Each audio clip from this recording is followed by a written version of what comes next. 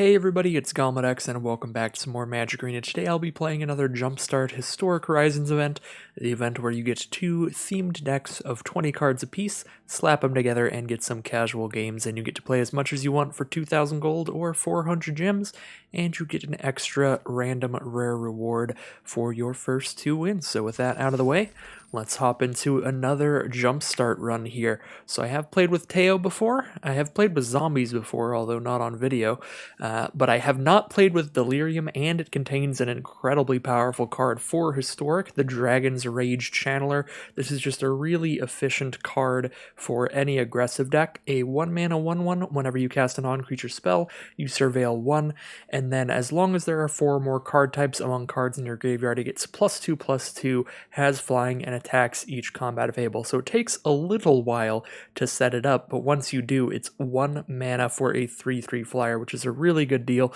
It's basically the new Delver of Secrets. Delver of Secrets was a 1-mana 1/1 that lets you look at the top card of your library, and if it was an instant or sorcery, it would flip into a 3/2 flyer.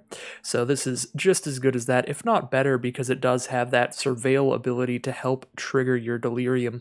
Surveil, of course, meaning you look at the top card of your library, and you may put it into your graveyard if you want. So if you do put it into your graveyard, that would obviously fuel the number of card types for Delirium. So we're going to try out the Delirium deck here. Even if it doesn't work particularly well within the event, it's going to give us some great cards to have in our collection. So now we have Animated, which looks like a deck that'll be about turning some artifacts, some non-creature artifacts into big creatures. We have Kiora, which I have played before, but she is a powerful new planeswalker. And then at Junkyard, which I've played before, which is another artifact deck, this one being a red artifact deck based around like sacrificing those artifacts. So we'll play the only one I haven't played before, plus it's an artifact deck, so I'm all into that. Let's try out Delirium Animated here. And it should be a decent combo because the card types for Delirium, like the number of different kinds of cards in your deck matters a lot, and I'm sure the Delirium deck has creatures, instant sorceries, maybe even a land that can sacrifice, and now, thanks to the artifact deck, we're going to have a bunch of artifacts for the Delirium abilities as well to fuel the graveyard. So let's definitely keep this hand here. We've got some good options. Floodhound here, good old Blues Clues, going to get us several clue tokens throughout this game, draw us a bunch of cards over time. Really nice way to start the game if the Floodhound stays around. And yeah, we do have the cycling lands like Lonely Sandbar to put a land in our graveyard for Delirium effects, so I think I'll just roll with that here. And Resculpt is the draw. Interesting. Exile an artifact or creature and make a 4/4. Well, pretty good with clue tokens. We can make a clue token with the Floodhound and then turn it into a permanent 4/4 creature instead of just one card draw. That might be worth it. Clattering Augur from our opponent, a 1/1 that can't block. When it enters the battlefield, they draw a card and lose life, and for 4 mana, they can bring it back from their grave to their hand. Wow, seems like a pretty good deal there all around, especially if they get multiple card draws off of it. Luckily, it can't block, so we can just choose never to block that thing ourselves so it doesn't go into the graveyard or give them any extra value. So that seems pretty good. I'm going to drop down Chromatic Sphere. The Chromatic Sphere, you can spend 1 mana to get 1 mana out of this, so it basically like converts your mana to any color, and then you draw a card off of it. Mainly just playing it here because I don't see a big need to hold up Sarkhan's Scorn, and we don't have anything good to resculpt right now. So Veteran Chargers the play from our opponent, a 2/2, and they pick a creature in their hand to permanently get +2/+2. All the Perpetually cards tend to be pretty good. So that could turn, say they have a 3-mana 3/3 in their hand. Now if they cast it next turn, it's a 3-mana 5/5, which is just bonkers. Well, this is a cool card. Tome of the Infinite. Conjure a random card from the Tome of the Infinite's spellbook into your hand, and you can spend mana as though it were mana of any color to cast it, and there's like 10 different options, which are all pretty decent cards, so that's pretty cool. I might want to just start doing that, although I could Get this charger out of the way. Nope, the charger's just a 2/2, so I don't really want to spend any removal on it. Let's just start spinning the wheel with the Tome of the Infinite here. And the first draw off of it is Light of Hope. You can gain 4 life, destroy an enchantment, or put a +1/+1 counter on a creature. Pretty nice. The best ability here would be if we can destroy an enchantment with it, but we're not guaranteed to have an opponent who's even playing enchantments in their deck. Sorry, just shaking my flavored water there.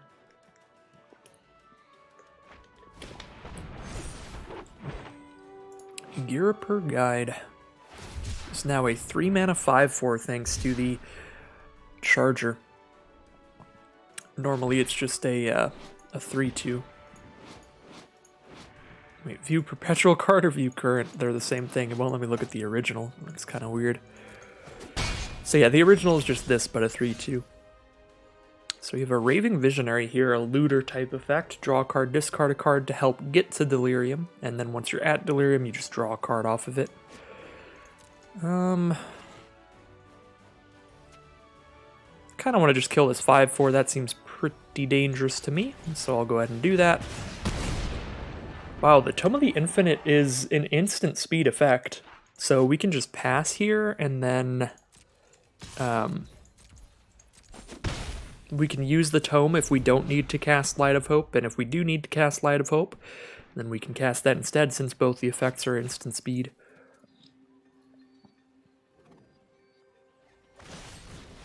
Sky Shroud Ambush. Target creature you control fights. Target creature you don't control. Well, Light of Hope's going to be excellent here if this goes off. Turn our Floodhound into a 2/3 so it wins the fight. Get a crisp 2 for 1. We kill their creature and their instant there at the cost of just our 1 Light of Hope. Yeah, that worked out really well. Our opponent does have a really fun enchantment or artifact here. Pool of Vigorous Growth. This is the Momir effect on an artifact. So for X mana, discard a card, get a random creature that costs X into play. Super fun card. They can definitely spin the wheel and just see what happens as things progress. So I've got a bunch of instant speed up, so I think I'm just going to hold all that up. I could cast Raving Visionary, but I definitely like having access to turn into a pumpkin to bounce something, draw a card, and get a food token. Elderleaf Mentor, a 3/2 that comes with a 1/1. Sure. Seems like a decent deal. I'll go ahead and use the Tome of the Infinite here in case we hit a Swords to Plowshares that could exile that. We hit a Duress. Alright. We'll just take the 1 then. Well, I guess the hard evidence is a sorcery to get a crab and a clue. Thought that might be an instant. I was wrong. Let's go ahead and Duress here, see what they've got. Freyalise, Altar of the Goyf, and Gift of Growth. So a big pump spell, a big artifact that consistently pumps something, or the Planeswalker. I think I just get rid of the Planeswalker. Planeswalkers are always terrifying.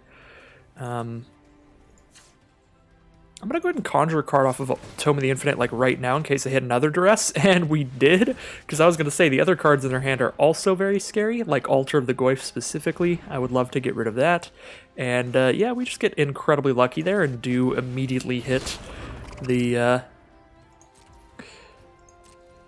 second copy of Duress there. That was a really nice conjure. And I'm going to hold back here and just have good blockers. Now my 0/3 can block their 1/1 every turn. My Floodhound can trade with Elderleaf Mentor. I'm kind of okay with that trade. Normally I wouldn't be super happy with that. Because this Floodhound can get me value over time, making a bunch of clues, but I do have a Tome of the Infinite doing that as well now, just getting me a random spell every turn. So like, I think it's fine to take this trade, but I guess I still won't, because I do get to make a 4/4 at instant speed eventually by exiling this clue token or exiling a food token or something like that. So we can probably just kill the Elderleaf Mentor with a Resculpt, getting a surprise 4/4 blocker at some point in the future. Do need to keep in mind their Gift of Growth, though. if they don't cast it right here, but they do cast it here, so we'll just take the 7. But yeah, I think trading Floodhound for Gift of Growth would also be fine, just because the Tome of the Infinite's going to do so much for us in the long-term value. Ooh, a Fog, really nice to keep us safe from any future combat tricks. So if we make a block and then it ends up being bad for us, we can just shut off all combat damage. So Murasa Behemoth, a 5/5 trample, and 8/8 trample if they have a land and grave, which they do. They do attack with the Elderleaf Mentor, so let's go ahead and resculpt our clue token to block and kill that. And we now have the mana to even investigate with the Floodhound to get that token right back if we do want to draw the card. Tome of the Infinite really just going off here. Another Duress. Duress is not very good right now, though. I'll hold on to our bounce spell here for their 8/8. Because we're not really going to block that particularly well yet. We only have 6 power on the board. We could have a 7th power out if I play Raving Visionary, but that's still not enough to kill the Murasa Behemoth. So we'll just bounce it here, force them to recast it. And we get to draw a card when we do this.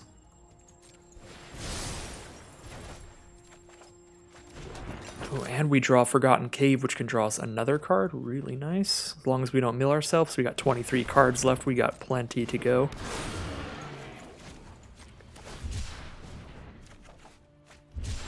Bloodbraid Marauder. We're 1 card type away from Delirium, which is cool. Do conjured cards go in the grave? They do. Okay, so instant sorcery. All I have to do is sacrifice our Chromatic Sphere and we'll have hit Delirium here. So let's do that for funsies here.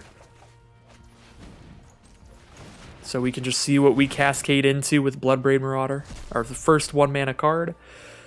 Unholy Heat, we have Delirium, so this does 6 damage where we choose. It's not going to be enough to kill the Behemoth, so it just kills a 1/1 here. Nah, it's not so good, but it's better than hitting nothing castable off of the Cascade. So Weapon Wrap can sit here, putting +1/+1 counters on stuff. That's pretty decent. And we can hold 1 mana up still to just fog this next turn. So now I'm going to start focusing on making our board big enough to clear out the Behemoth with a good block. And we'll use the fog to stall a little bit while we get that set up. We're only 1 power away from getting rid of the Behemoth. Ooh, a really good 6-drop from the Pool of Vigorous Growth here. Whenever a creature with power 2 or less enters the battlefield under their control, they gain life and draw a card. So if they cast, well, if they top deck any small cards like their 2-mana 1/1s and stuff, then they'll just be drawing more cards, like the Clattering Augur here. Plus, if they had any small creatures off the Pool of Vigorous Growth, they will also draw cards that way as well. Alright, so we'll just get that fog off here. Dragon's Rage Channeler, pretty sweet here. Alright, we now have 8 power, a 6/6 and a 2/3. We can double block Behemoth, they can kill a 6/6, but we're trading up there. Seems good to me. So let's use the Tome. Force Spike, counterspell unless they pay 1. Unlikely to matter at this point. What else do I want to do with my mana? 6 mana here. And just plop out a Giant's Amulet and get our board pretty big. That's going to be a 4/5 with Hexproof as long as it's untapped. We can also plop down the Dragon's Rage Channeler, and that will be our goal to send us to victory. Just hit them for 3 damage every turn. That's a 5-turn clock, and we have a nice defensive board state to hold back whatever cards they get off the Pool of Vigorous Growth. We just have to hope they don't get a massive flyer. That would be the biggest problem.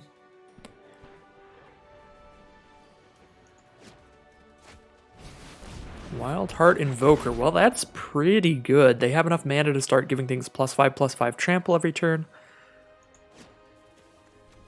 I guess they're actually 1 mana away, but they're very close to that ability. So as soon as they top deck another land, they can put a lot of pressure on us with that. Gouge Zealot is actually not great here. I mean, it has reach for blocks, which is good, but I'm never going to want to attack with this because I don't want to give them their Clattering Auger again. Dark Ritual, alright, that's cute, but I think not fantastic. I'm going to buff our flyer here to potentially speed up the clock.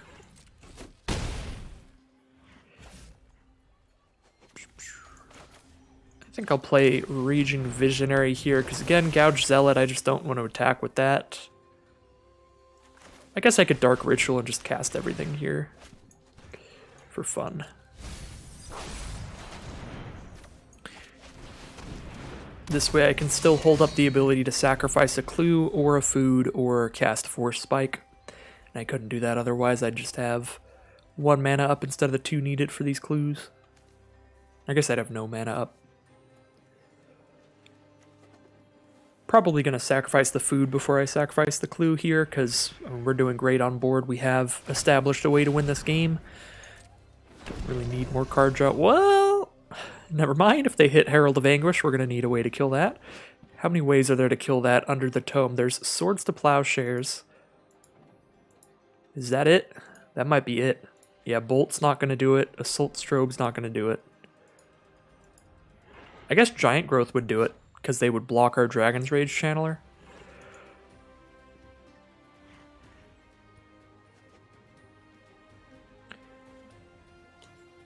There are definitely some good cards to hit off of Tome of the Infinite still here, even if there are some bad ones like Duress and Force Spike, and Light of Hope isn't particularly good either.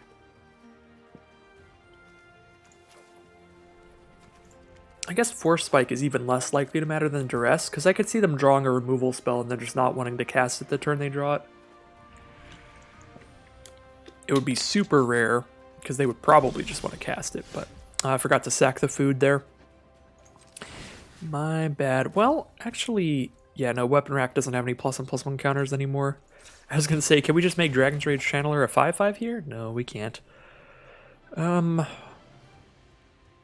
Draw a card off the Visionary, see what we hit.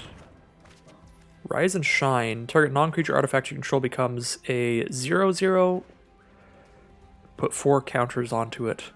We can overload this and do it to all our non-creature artifacts? Wow, that is going to be our way to find lethal here. If we have enough clue tokens, food tokens, all that kind of stuff, we can just do 1,000,000 damage that way.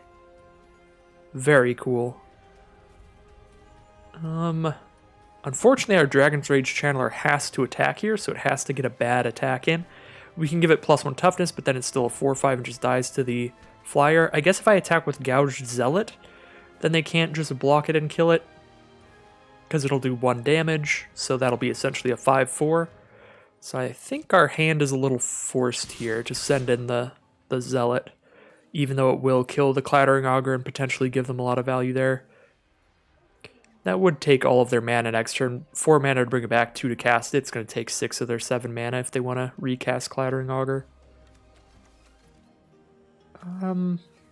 I still like holding up a ton of blockers here, so I'm just going to attack like this.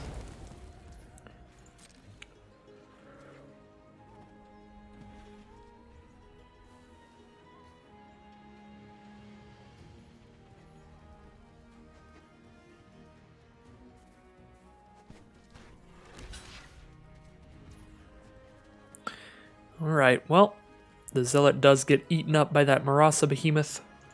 Fair enough. But by attacking him with the Zealot, we got to actually get another hit in with Dragon's Rage Channeler. Put them down even lower. And let's pass the turn here. Ready for lethal damage next turn if we use Rise and Shine to make all of our non-creature artifacts 4/4s that are attacking in.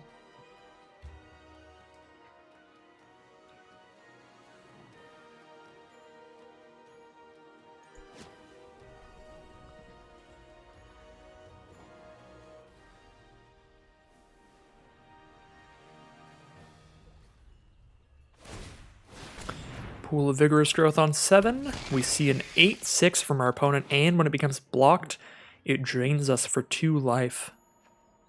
So we definitely are trying to find lethal next turn, but I am almost 100% certain that we have it with all of our artifacts that'll be attacking in. Ooh, especially if they attack in here. I guess they see the writing on the wall. They assume that we're going to have lethal next turn. So they got to go for as good of an attack here as they can.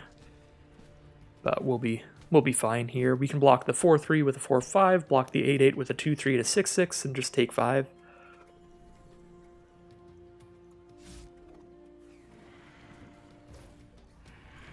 Alright. Definitely want to make sure to use Floodhound here to get one more attacker next turn.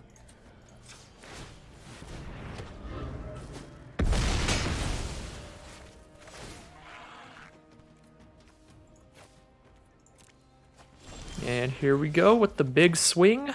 Overloaded Rise and Shine. Let's send all those clues in there.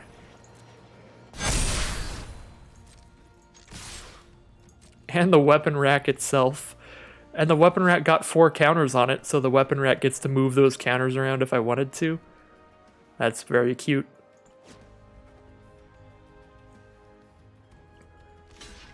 Pretty insurmountable board state here from the Rise and Shine.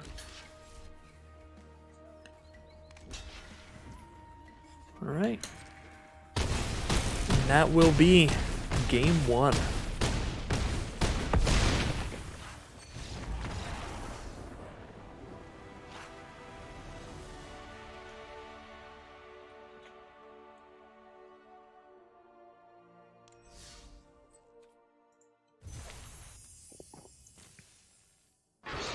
And Necrogoyf is the random rare that we are rewarded with here. Really, really cool card for Commander. Again, I say this a lot, but I really, really hope eventually they find a way to implement 4-player multiplayer on Arena so we can play full-on Commander instead of just Historic Brawl. As much as I do love Commander and Historic Brawl, because Historic Brawl is basically just Commander, the fact that it's just 1v1 Commander is a pretty big bummer to me, because my absolute favorite part of Commander is the multiplayer aspect of it. So being able to hop into a game with 3 friends over Arena and play Commander would be so just incredibly cool. I really hope that they're trying on the back end to get that working.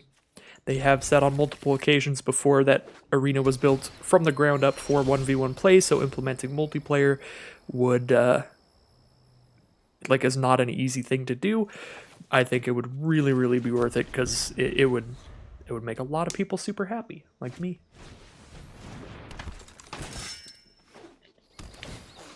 And I'm 100% certain they could find a great way to monetize it, because I know that would be the most important part for them. It's like, well, if there's no financial reason to do it, then whatever. But I don't know. You could start porting the Commander decks onto them and make them cost a bunch of gems or something. Get a lot of money that way. I think they could find a way to make it worth their time to get 4-player going on. That is my one biggest hope and dream for the future of Arena, but it has been my biggest hope and dream since Arena's inception.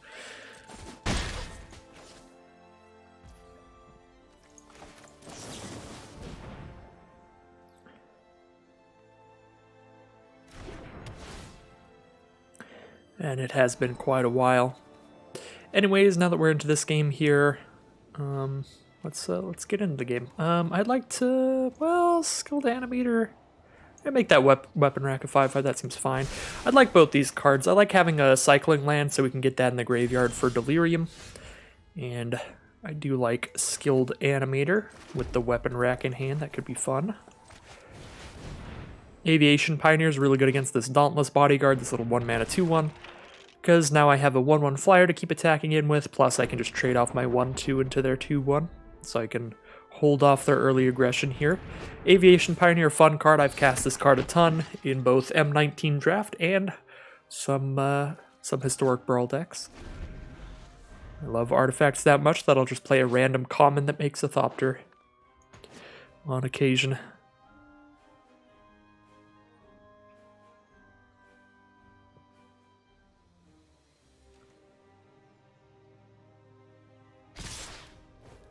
And here comes the field. Well, now that they've made some 1/1 tokens, I am going to try to just whittle down their field as best as I can.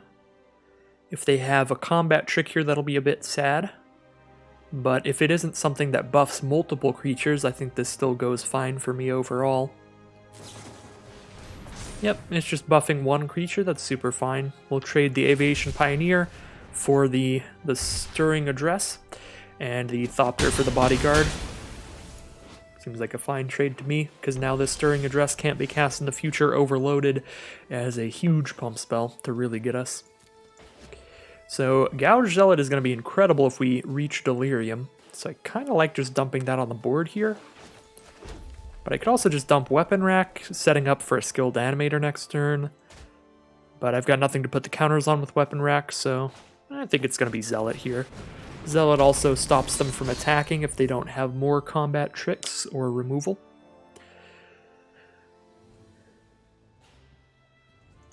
So we have one card type in grave right now. We have a creature in grave. We can cycle a land in the future. I am not taking this. If this is a bluff, then so be it. Good bluff from our opponent, but I am definitely not allowing the Gouge Zealot to get into any danger here. But anyways, we're about to get a land engrave. We're going to get an enchantment engrave with Omen of the Sea. We're going to need one more card type engrave, though. So Dragon's Rage Channeler could help a lot with that. I could see just going Dragon's Rage Channeler Weapon Rack here.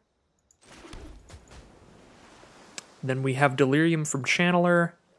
Weapon Rack makes something a little bigger. Make the Channeler 2/2, I guess, for blocks. Then it would be a better flying attacker in the future.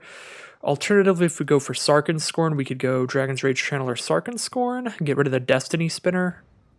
It's their biggest creature, a 2/3 that can also become even bigger, and that way we'd put an instant in our grave. Yeah, I'm going to go Dragon's Rage Channeler Sarkhan's Scorn here, because then we get an instant in our grave, deal with their best creature, and surveil here. Ooh, Prophetic Titan. If we Delirium, this does 4 damage to something when it comes into play. We're definitely going to keep that.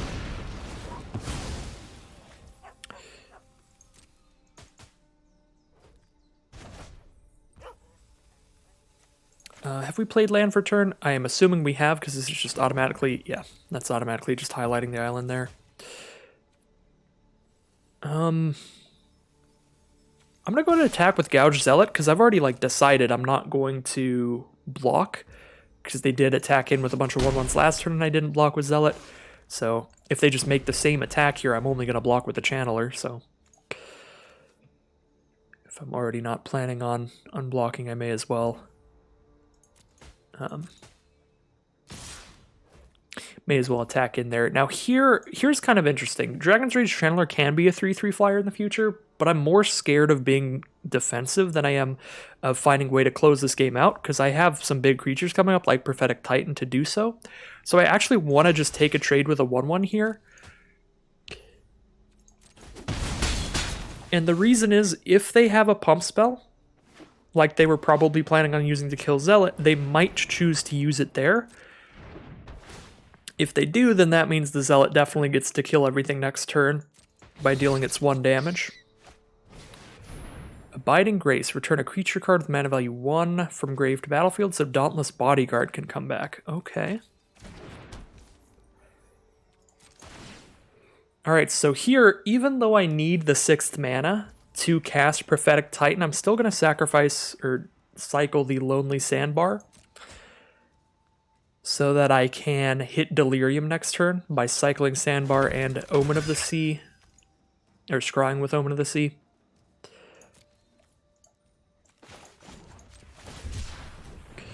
That way when I attack with Zealot, I get the 1 damage off and kill 3 of their 4 creatures. Sure, they can sacrifice the Bodyguard to save the squirrel, but we're killing everything else. So all in all, a good deal for us.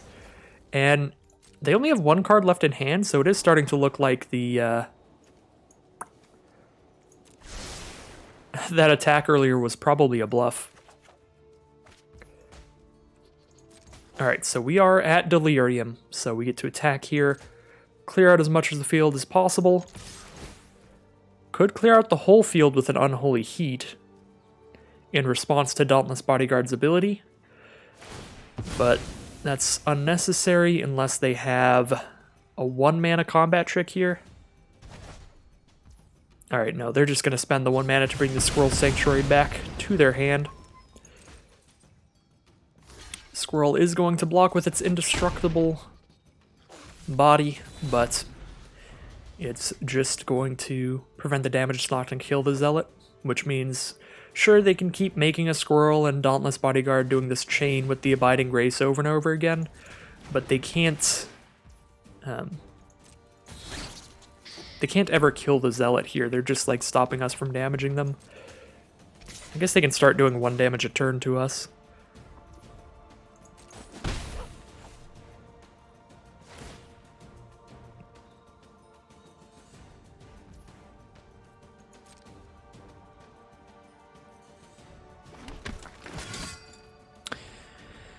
Could go ahead and Unholy Heat the Bodyguard right now. That way when I attack in, all the creatures are dead and I get 4 damage in, but then they can still...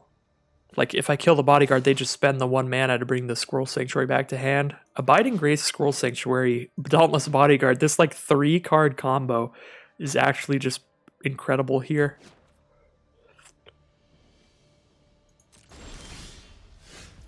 There's the land we need for Prophetic Titan, which is sweet. We have enough mana to cast our Weapon Rack, and also still hold up the mana to cast Unholy Heat.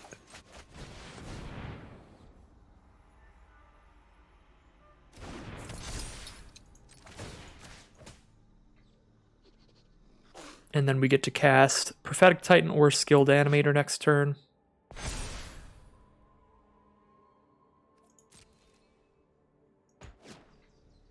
Prophetic Titan's going to be so sweet. We get to deal 4 damage to something and look at the top 4 cards of our library, put one of them into our hand.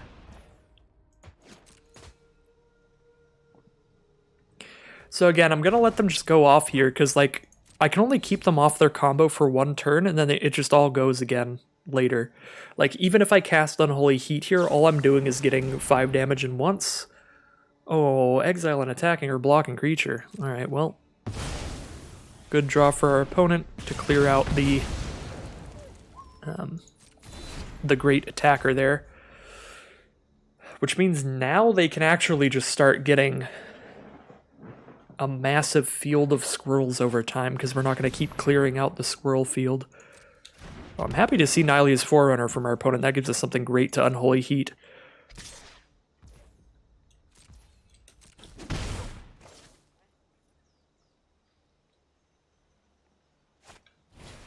Oh, and they're going to cast Squirrel Sanctuary here. Cool.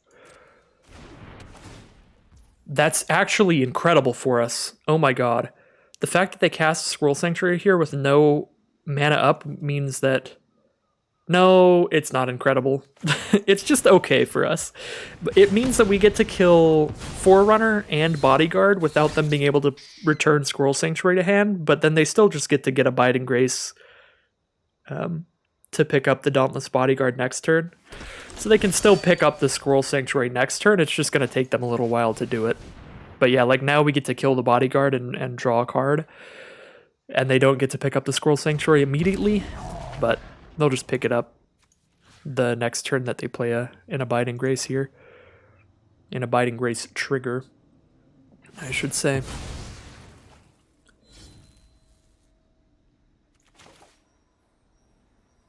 Oh, I did not realize that is how that interaction would work. That is not good for me at all. Because I targeted the creature that they could sacrifice. They could just sacrifice in response and prevent my card draw. I thought they would count as second triggers, or separate triggers, because they have the 2 bullet points on them, so I thought it was going to be putting a trigger that says deal 4 to a target on the stack, and putting a separate trigger that says look at the top 4 cards of your library onto the stack. But it put them both into 1 trigger, which means if one part of that ability doesn't resolve, the whole thing doesn't resolve. So if I try to deal 4 to a target that no longer exists, then I'm no longer looking at the top 4 and drawing a card. Little kind of corner case thing there. I really thought that it was going to be putting separate triggers on the stack, and it was not.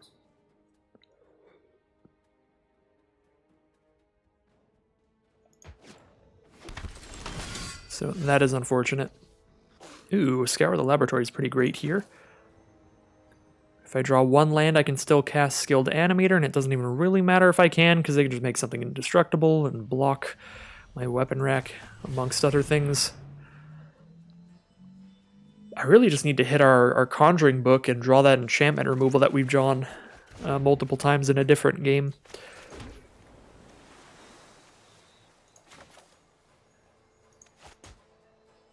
2, 3, 4, 5 power. It's a little scary. Make Prophetic Titan a 6/6. It can still attack in here.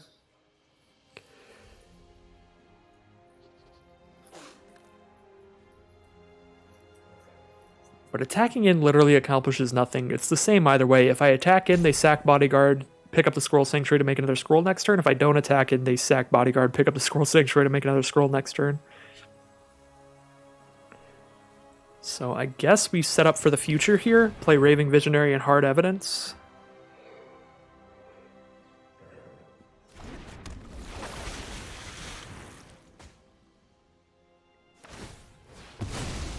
They're going to sack the Omen of the Sun to scry 2 here.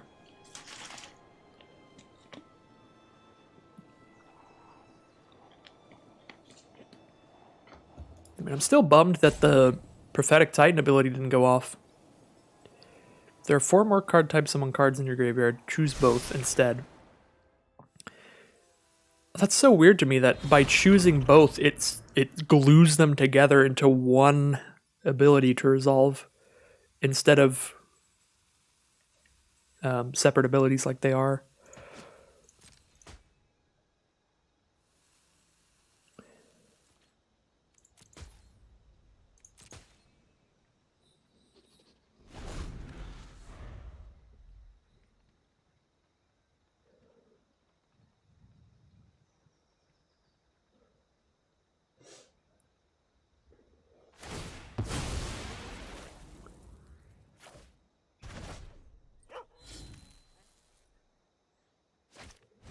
Alright, so the Bodyguard shenanigans are happening again.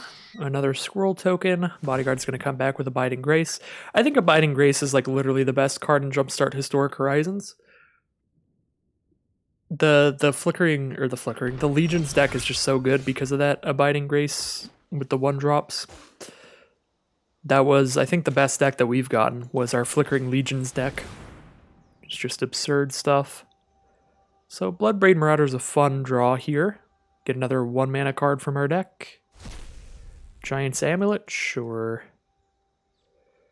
Get a 4/5 here. Don't have the mana to cast Skilled Animator if I do that, but it's still better than not getting a 4/4. That's equipped with +0/+1 hexproof. Alright.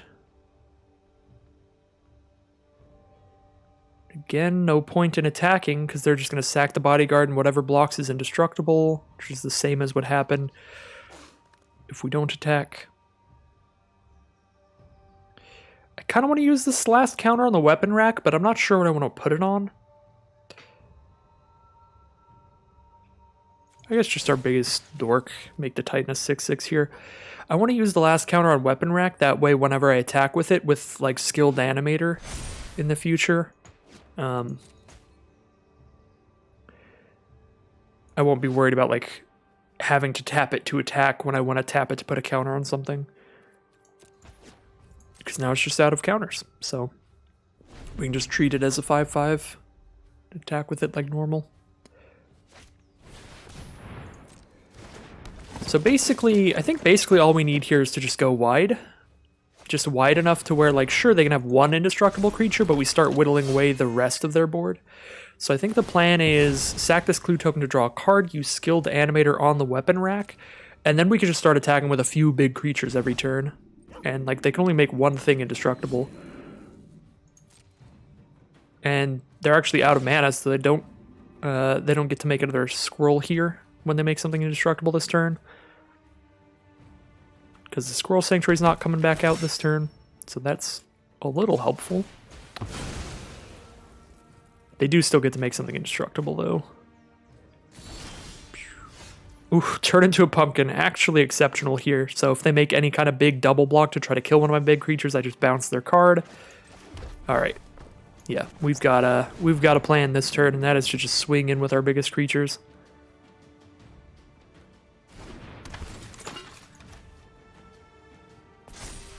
Oh, yeah. Get on in there.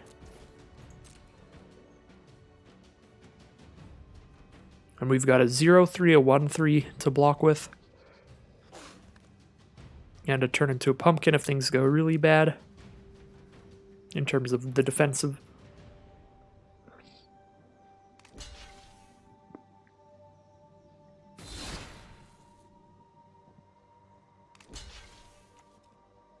So they're going to give the Skirmisher Indestructible here. So no matter what, I can't kill the Skirmisher. That's a bummer.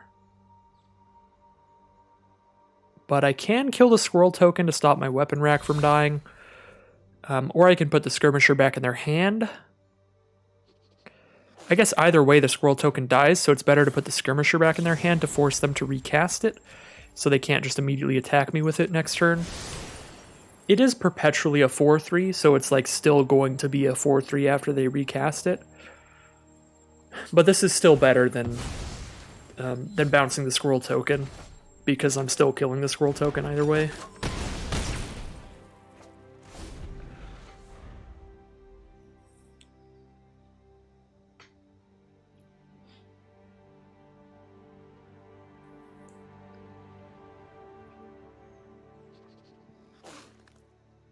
$14 cards left, really just digging for that magical tome that did so much work for us last time. This is a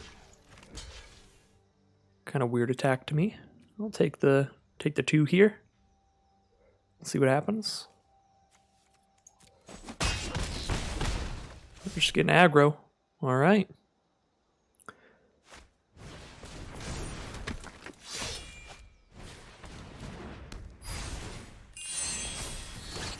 I guess, yeah, chip in for that damage if the plan is to just block with these 3 creatures again.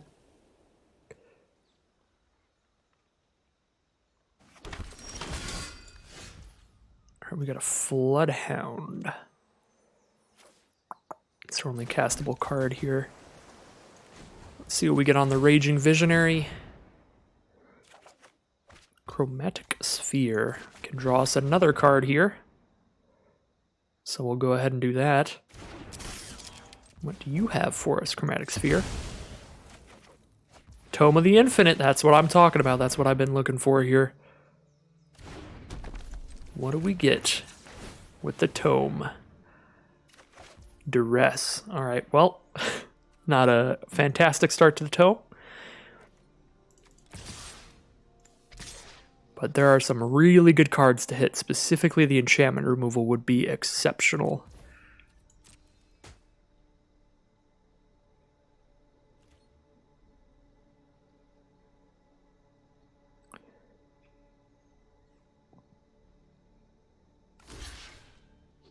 Alright, double block on the weapon rack again. Block on the Titan again. We get in for 4 here. They do clear out the weapon rack this time.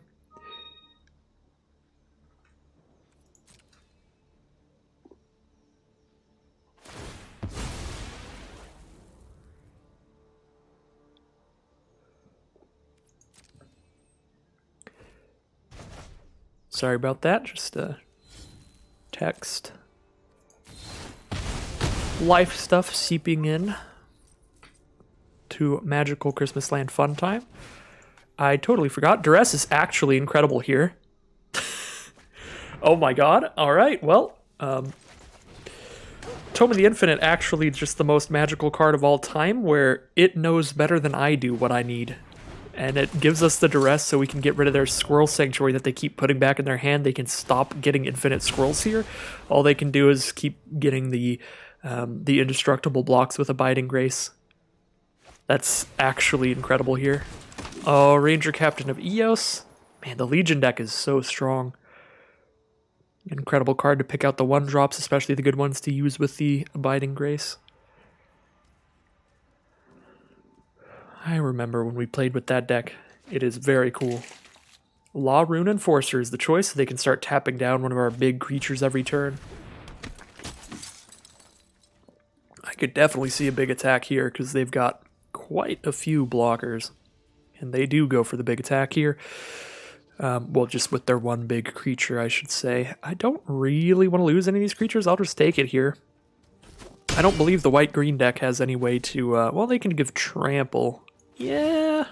Maybe should have done a little chump block there, but I don't think they have any like unblockable or anything like that. So we might be able to get a bigger chump block out of the crab later. Plus the crab can block the 2/2s and 1/1s really well.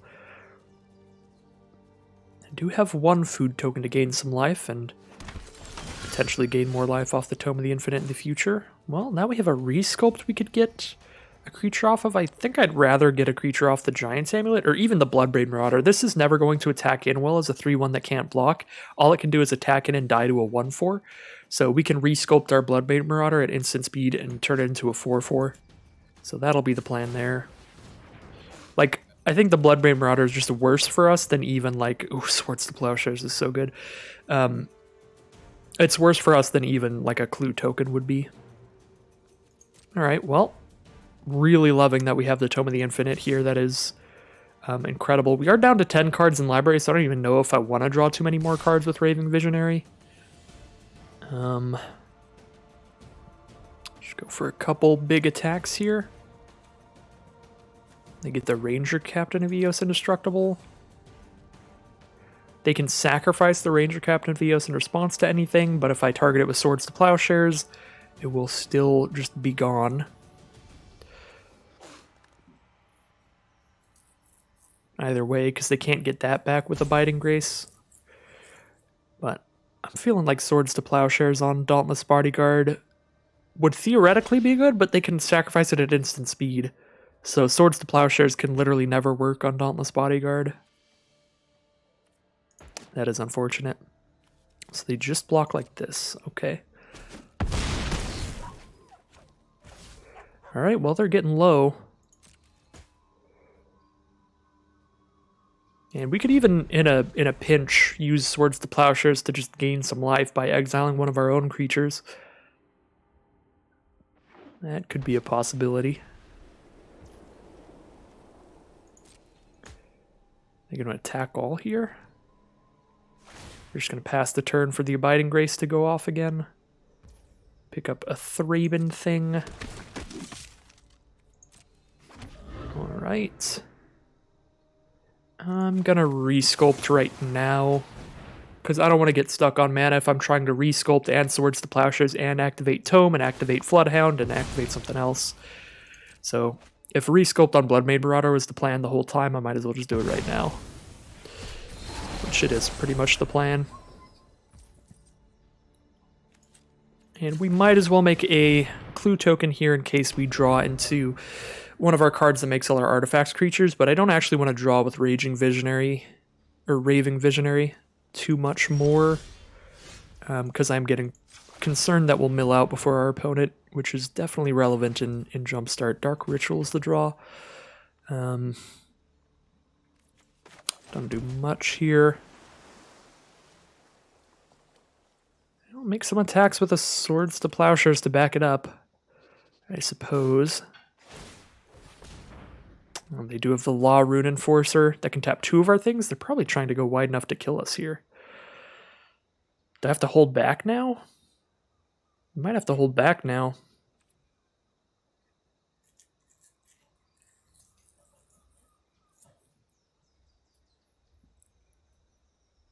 I think I... Oops. I think I do. This has been a pretty crazy game.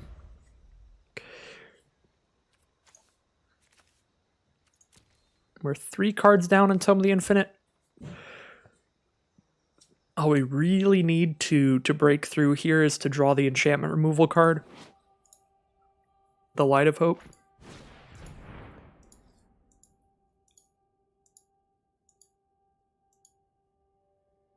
Fog would be pretty good too. Fog might get them out of nowhere. They might go for an all-out attack and then we just Fog. They probably won't though. They played pretty well, pretty safe here. And I'm sure that they can see that we have a smaller library than them. So all they need to do is survive for 10 more turns here. Oh, what is this? Just get a Ranger Captain of Eos attack here, I guess. Because it's indestructible. Or I guess just get Abiding Grace value. Yeah, there's no 1 mana cards in their grave anyway, so I guess, yeah. guess that's what that is.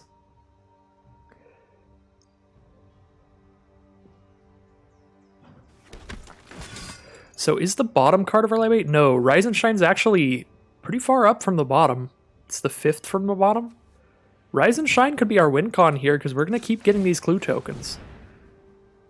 To where we only need 2 more creatures than our opponent to win when we draw Rise and Shine. So we're 5 turns away.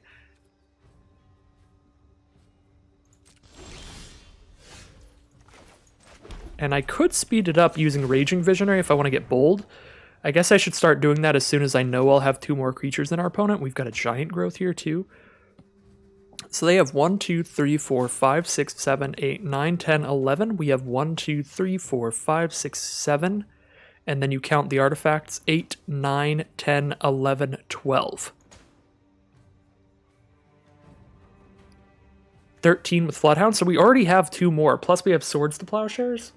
I guess they gain life off Swords to Plowshares. But if we cast it on Dauntless Bodyguard, they might mess up and sacrifice it in response. And then not gain any life. We're getting really close to enough, so I think we can start drawing cards with Raving Visionary. Especially with Giant Growth, we can just Giant Growth one of the unblocked creatures to make up for the Swords to Plowshares life gain they could hit. Alright. I mean, this is pretty much a repeat of last game for how we're going to attempt to win here.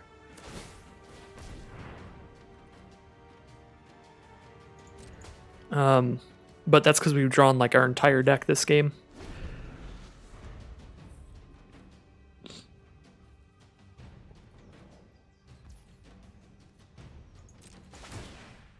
Alright, end step here. Just gain a life with the Binding Grace. Actually, that's actually a bit of an issue. Yeah, I'll just play it mega safe, take all the time we need. Not draw the extra cards, because they can't just start gaining life every turn too.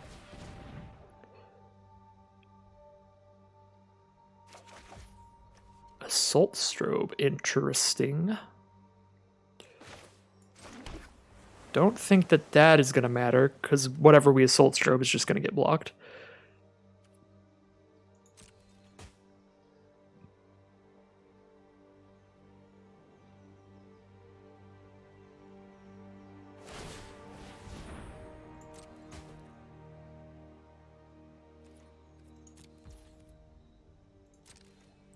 So 1, 2, 3, 4, 5, 6, 7, 8, 9, 10, 11, 12, 13 to 1, 2, 3, 4, 5, 6, 7, 8, 9, 10, 11, 13 to 11. It's about to be 14 to 11 as soon as I activate Floodhound.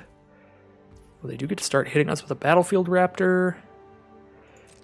If they pump it in any way to make it lethal out of nowhere, we can like Giant Growth plus Swords to Plowshares to gain a bunch of life. So we're pretty fine to just take the 1 a turn. That'll kill us slower than we'll draw Rise and Shine.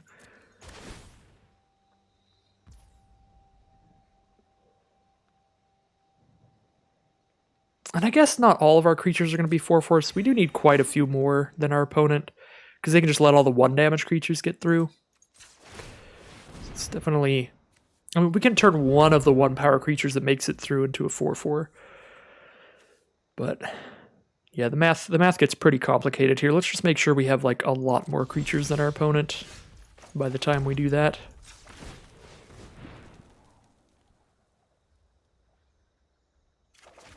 Ponder. You could pick up Rise and Shine right now, but I don't even want it immediately.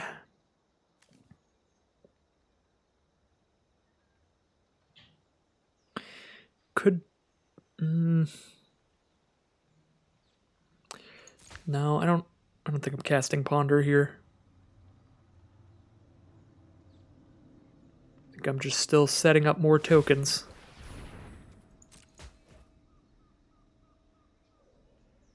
If we had a Storm card in this deck, we could go off with all these cards we got off Tome of the Infinite.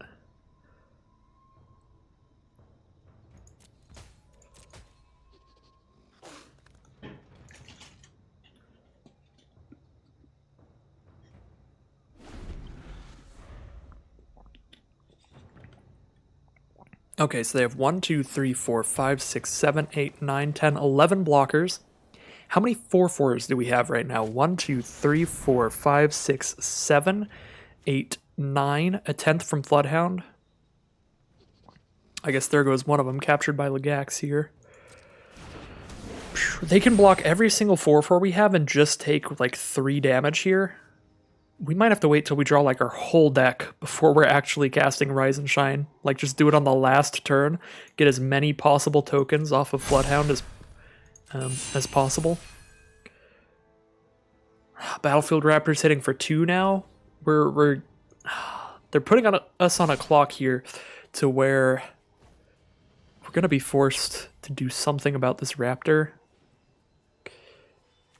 I guess we swords it here.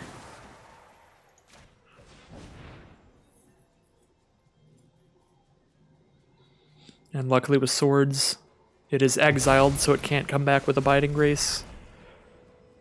But that is giving them more life, plus, of course, the Abiding Grace life in their end step every turn. Just pulling them out of range from a lethal crackback.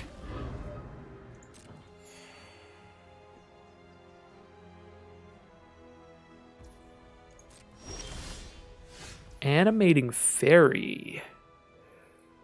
It's going to make one of our artifacts even bigger and put another creature on the board, specifically a flyer that could start chipping away. Actually really good here. Google, I didn't ask for you to do anything. My apologies if you heard that in the background. I don't know how that happened. Yes, that adds one more creature to the creature count. The clue token that we animated was going to be a creature anyway from Rise and Shine, but the animating fairy's new. So good draw there. We can give it double strike as well with Assault Strobe, of course. We could even just really go for it and Assault Strobe Giant Growth, try to find the win. Chip in for a bunch of damage in the sky, guaranteed, while we do the big Rise and Shine play. We have Dark Ritual, so we're going to have 1,000,000 mana that turn. Our opponent can always sacrifice a Ranger Captain of Eos to stop us from casting non-creature spells that turn, but if we cast Rise and Shine first, we can respond with all our instants, like Giant Growth on the flyer and stuff like that. So we might not get the Assault Strobe off, because they might like sacrifice the Ranger Captain in response to Rise and Shine, but that would mean one less blocker for them, so... A lot of super complex stuff going on in this board state in terms of all the choices that can be made on both sides of the board.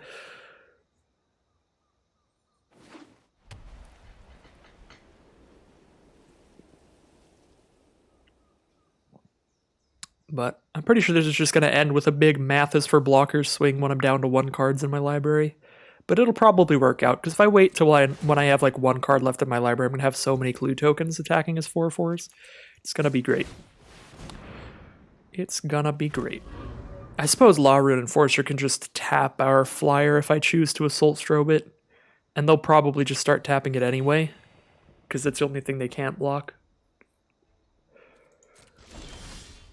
See, it's not really gonna get an alone attack.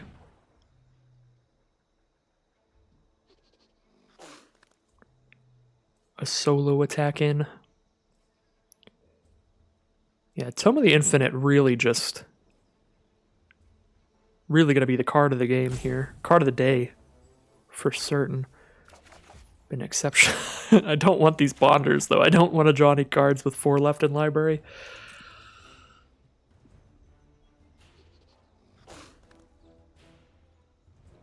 So here's where Law Rune Enforcer probably starts tapping the fairy. Tap nothing. Alright, well, we'll get that fairy damage in. Make it a little easier to find lethal in the future. The fact that I haven't hit a fog off of the tome is actually pretty terrifying. Our opponent could draw like another Stirring Address out of nowhere, just ruin my life. So that is, I guess, one thing to worry about here. Tap down Prophetic Sign. They might be going for an attack here. Got 6 blockers, 7, 8, 9, 10. They have 10 attackers. I can gain 3 life. I can Giant Growth.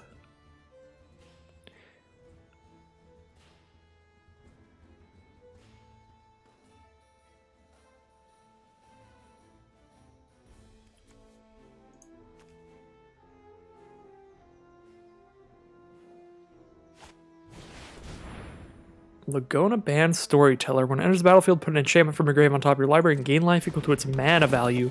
So they get Scroll Sanctuary back and gain a life, and Scroll Sanctuary would be another blocker.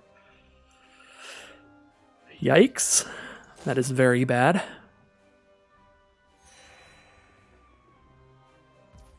I'm gonna have to do some big math here, but I've got 4 hourglasses to do it. I've got 4 timers on the rope.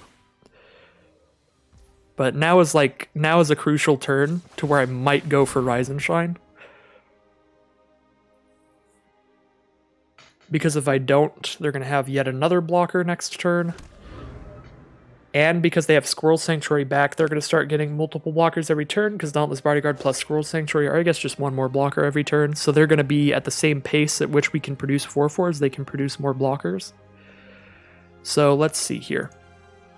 1, 2, 3, 4, 5, 6, 7, 8, 9, 10, 11, 12, 13, 14, 15, 16 creatures that matter. 16 creatures that do at least 1 damage against 1, 2, 3, 4, 5, 6, 7, 8, 9, 10, 11 blockers. 16 against 11. I do like 5 damage to them. We can't find lethal that way. Oh dear. Oh dear. And our deck is pretty much all lands at this point, I'm pretty sure.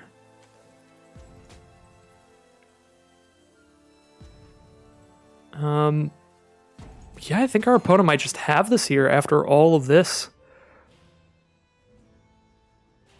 I guess if Tome of the Infinite finally hits the enchantment removal here out of nowhere, that could help.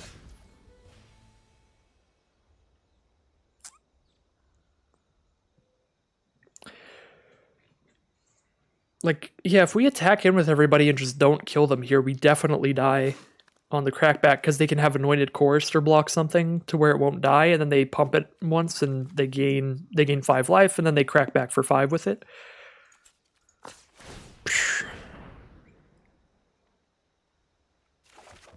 Swords to Plowshares. It's interesting.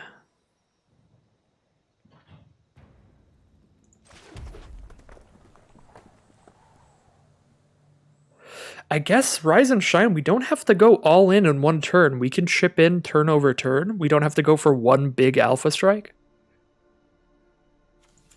Actually, yeah. Okay, I'm such a fool. Yeah, no, we're so safe because we don't.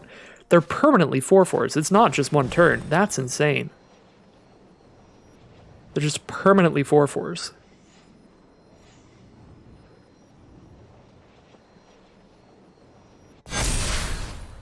All right, well,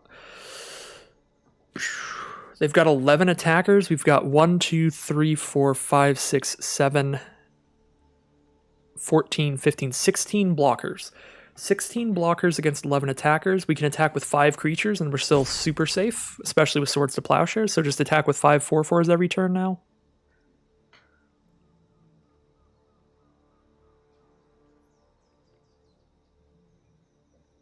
Okay, no, we actually... Okay.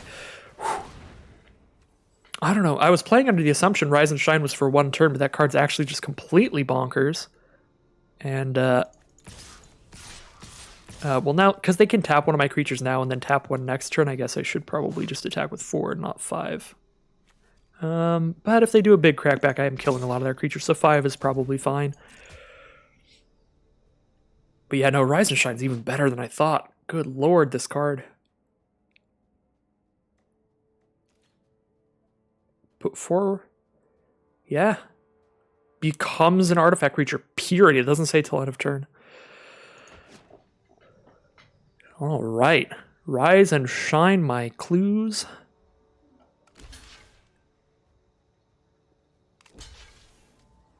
We only have 3 cards left in our library, though, so there is that to worry about.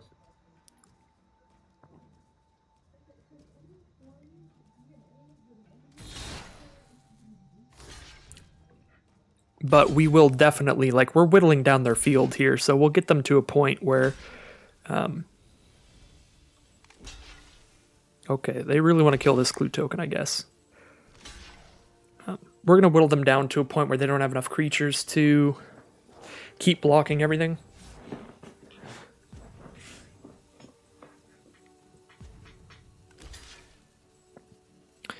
So 4/4.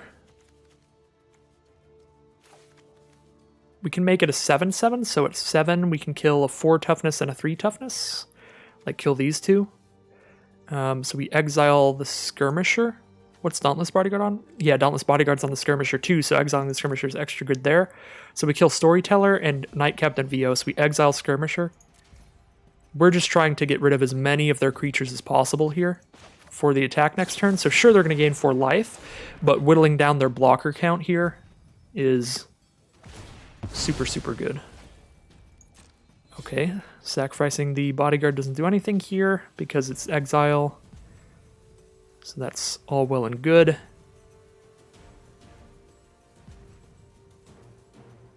If they sack... Okay, I was going to say if they sack that as well, then I actually just win the combat. Because now they have 6 power, and I have 7 toughness. So just going for the value sacks there is going to cost them a bit here, which is nice. Now we're really whittling down their field. Should just be good. I mean, Chorister's going to win here and gain a bunch of life, but the rest of their board is just getting shredded away. Oh yeah, next turn we for sure have like more than a lethal attack. They're going to have 5 blockers here.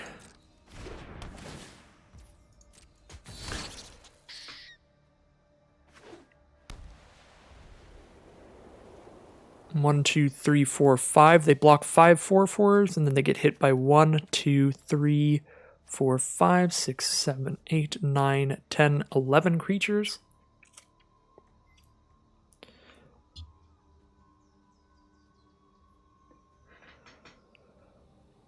And I still have 3 cards in library, so I could take it a little slow too. And keep conjuring with Tome of the Infinite instead of attacking with it. They're just going to scoop them up here. The good game to end things. And wow, yeah, that was a 2-game Jumpstart Historic Horizons run here, but it was still an hour of gameplay. Some long, drawn-out games from the Delirium, the animated Delirium deck today. But some really good, really fun games with some sweet cards. Let's see what we get for the second rare reward here. 2-0 for Delirium Animated. And the final rare is Pashalik Mon's really fun Goblin Tribal card here. Cool for a Goblin Historic Brawl deck if you want a cheaper commander to cast than Muxus. As good as Muxus is a 6-drop, so if you just want a commander to get it on the board a little earlier and maybe make more of a Aristocrat-style deck where you're sacrificing a bunch of goblins, Pashalik Mons could be the commander for you. So, cool card there. But that is going to end today's video. If you enjoyed it and want to see more, just stick around on the channel. I do these videos as often as I can. This is just a hobby of mine. I am a full-time retail employee, but I do these Magic Arena videos pretty often. So yeah, thank you all very much for watching. I'll see you again soon for some more Magic Arena.